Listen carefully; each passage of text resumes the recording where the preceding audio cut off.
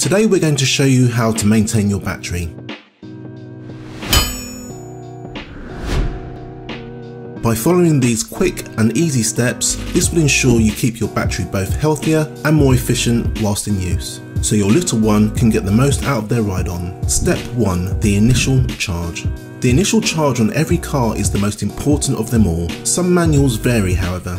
As a guideline, we recommend that all cars and bikes' initial charge should be between 8 and 12 hours in duration. Please do not be tempted to use the ride-on until this important step has been undertaken. Step 2. Always fully charge before use. We recommend that you should always fully charge the battery before using it. If you just top up the battery, it will likely damage the cells within the battery and will shorten its working life. Step 3. Never let the battery die completely. Always charge when the car begins to slow down. Letting the battery die completely in your ride-on before charging can result in the material inside the battery to deteriorate faster, meaning that the battery will require replacing sooner. Step 4. Give the battery a charge every 2 to 3 weeks. To keep an acid-lead battery in good shape, we recommend that you should charge the battery in the car every 2 to 3 weeks. So if you are unable to use the car for more than 3 weeks, then we recommend giving the car a full charge and then simply disconnecting the red positive terminal before storing the car away. This will ensure the car is not depleting the battery when it is not in use. And that's it. By following these 4 simple steps, your child will get many happy hours of use